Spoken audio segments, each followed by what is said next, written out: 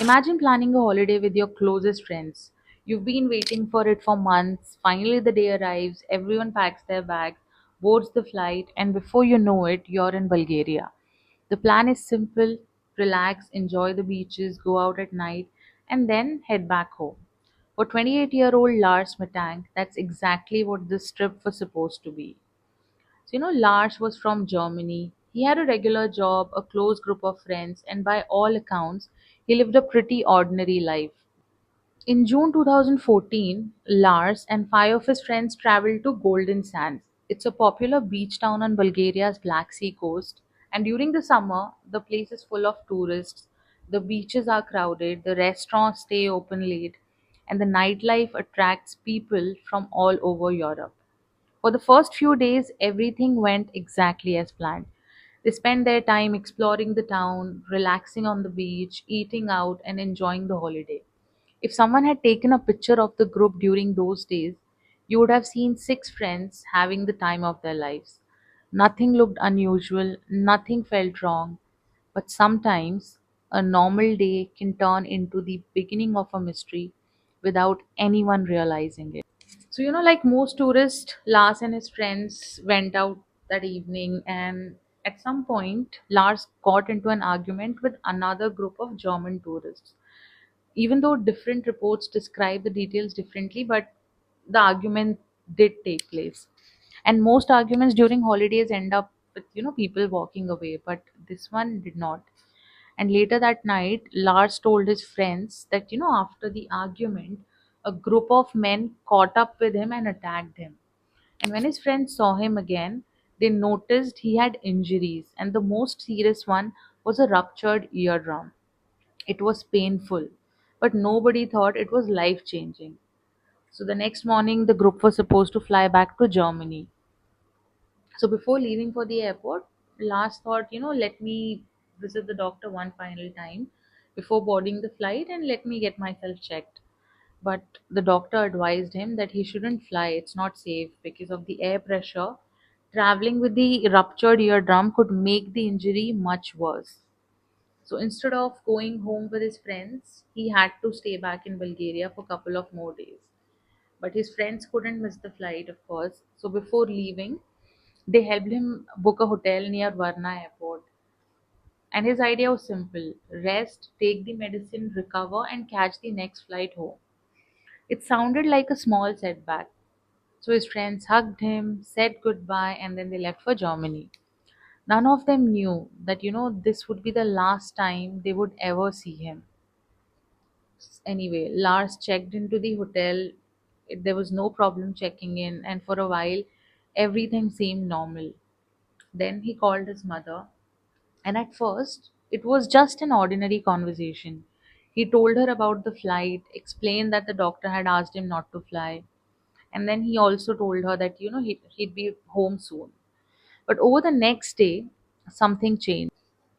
Every time he called, he sounded more worried. He told his mother that he thought someone was following him. At first, she didn't think too much of it. After all, Lars had recently been in a fight. Maybe he was just shaken up. But the calls kept coming, and every time he sounded more frightened. In fact, he even asked his mother to cancel all his debit cards and all his credit cards. Imagine getting a phone call like that from someone you love. They are alone in another country. They keep saying someone is after them, but they can't explain exactly who or why. That's exactly what Lars' mother was trying to understand. Meanwhile, the people at the hotel also noticed that Lars wasn't acting like a normal guest. He looked nervous. He kept looking over his shoulder, and he spent time staring out of the windows as if he was expecting someone to appear. And according to certain reports, security cameras even captured him behaving strangely inside the hotel. No one knew whether he was genuinely being followed or whether he only believed he was. That question still hasn't been answered. The next morning, Lars packed his things and he left for Varna airport. Finally, it was time to go home, or at least that's what everyone believed. So when Lars reached Varna airport, there was still one small thing left to do before boarding the flight. Because of his ear injury, he needed one final checkup from the airport doctor to make sure that it was safe for him to fly. So he walks into the airport medical clinic and he waits for his turn. At this point, nothing looked unusual. People around him were checking in for their flights, families were dragging their suitcases, children were running around. I mean, it was just another busy morning at the airport. Inside the clinic, the doctor started examining Lars. He answered a few questions about his ear and explained how he'd been feeling over the last couple of days. Then something happened. A construction worker walked into the clinic. Now, this is where the story gets strange. The man wasn't there for Lars. He wasn't even a police officer. He wasn't one of the men Lars had argued with. He was simply doing his job. But the moment Lars saw him, his entire behavior changed. It's impossible to know what went through his mind. Maybe he recognized the man, or maybe he mistook him for someone else, or maybe he was already so frightened that he believed this stranger was connected to the people he thought were following him. We'll probably never know. What we do know is what happened next. Without saying another word, Lars suddenly stood up. According to the doctor, he looked terrified. Then he rushed out of the clinic, not walked, ran. The airport cameras captured everything. Lars ran through the terminal as people turned around and looked at him. He didn't stop at the check in counter. He didn't stop to ask anyone for help. He didn't even look back. He kept running until he reached the exit. Outside the airport, he crossed the parking area as fast as he could. Then he reached a tall wire fence. Most people would have turned around, but Lars did not. He climbed over it, dropped to the other side, and disappeared in an open field. That was the last confirmed time anyone saw Lars Mittag. Just think about that for a second. 1 minute he's inside an airport, only a few steps away from boarding a flight. The next minute he's running across a field without his luggage, without his passport, without his wallet, without even his phone. He left everything behind: the suitcase that he had packed, the money he had, even the documents he needed to travel. If someone had planned to disappear, they usually prepare for it, but Lars did not. It looked more like someone who believed getting away was more important than taking anything with him. So when he didn't board the flight, people started realizing something was really wrong. His family couldn't reach him, his friends couldn't reach him. The airport still had his luggage, his passport was still there, his phone was still there, but Lars was gone. At first, everyone thought he'd probably calm down and come back. Maybe he had a panic attack. Maybe he wandered off or would return later that day. Hours passed, nothing. Then the full day, still nothing. By then, the police had been informed. The search began almost immediately. Officers searched the fields around the airport because that was the last place anyone had seen him. Search dogs were brought in, volunteers joined the search, nearby forest and abandoned buildings were checked, but there was no sign of Lars. Not a single piece of clothing, not a footprint, nothing. It was almost as if he simply vanished after crossing that fence. As days turned into weeks, the search became bigger. His family traveled to Bulgaria. His friends spoke to the investigators. The CCTV footage was released. People across Europe were watching the same few seconds of video again and again, trying to spot something everyone else had missed. Was Lars looking at someone? Was someone chasing him? Did he notice something off camera, or was the danger only real in his own mind? No matter how many times people watched that footage, it never answered those questions. It only created more of them. So, when the CCTV footage was released, the case quickly caught people's attention. At first, it was mostly in Germany and Bulgaria, but then the video started spreading online. Millions of people watched those few seconds over and over again. Some were convinced Lars was running away from someone. Others believed he was running from a fear only he could see. The truth is, nobody knows. The police started putting together everything that had happened over the previous 2 days. They spoke to his friends, they spoke to the doctor who had treated his ear, they spoke to the airport doctor, they spoke to the hotel staff again. In fact, everyone had a small piece of puzzle and they gave the same information which they had given earlier. But when all those pieces were put together, the picture still didn't make complete sense.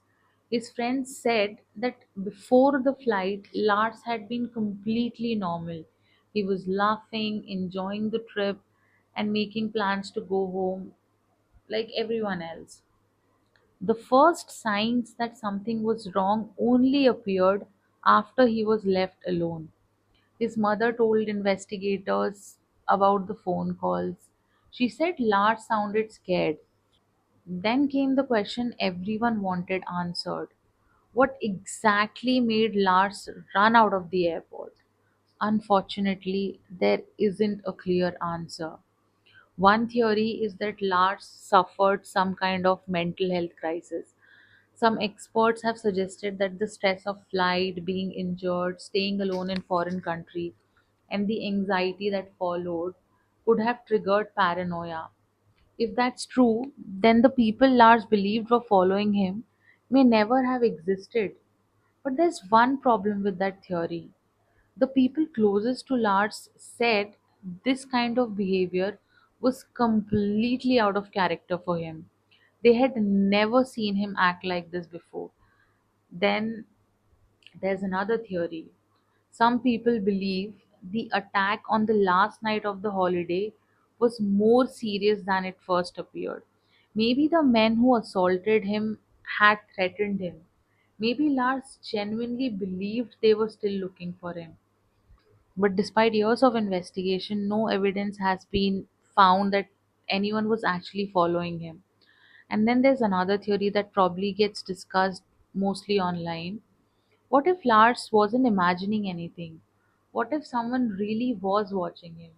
People who support this theory often point to the fear in his phone calls and the way he suddenly ran from the airport. But once again, there's no evidence that confirms it. That's what makes this case so frustrating. Every theory explains one part of the story, but none of them explains it all. Over the years, there have been several reported sightings of Lars. Some people claimed that they saw him in Germany, others believed they spotted him somewhere else in Europe. Every lead was investigated, none of them was confirmed. Years have now passed, the fields around the airport have changed, new flights take off every single day from the same runway. Passengers walk through the same terminal where Lars once stood. Most of them have probably never heard his name, but for his family, time stopped the day he disappeared. Imagine never knowing what happened to someone you love. No goodbye, no answers, no certainty, just hope. Hope that one day the phone might ring or someone might finally come forward with the missing piece of the puzzle. As of today, nobody knows what happened after Lars climbed over that airport fence. Did he keep running until he reached a road? Did he meet someone over there? Did he get lost? Or did something really happen to him in those fields? Or is he still alive somewhere living a life nobody knows about? Those questions remain unanswered. And maybe that's why this case continues to fascinate people even after all these years. Because unlike most mysteries, this one ends exactly where it becomes more interesting. If you have your own theory after hearing the entire story, I'd genuinely love to know what you think. Do you believe Lars was running from someone or from something only he believed was real? Let me know in the comments. And if you enjoy real mysteries like this one, don't forget to subscribe. I'm Triveni, and this is Grey Lantern Studio. I'll see you in the next mystery. Thank you.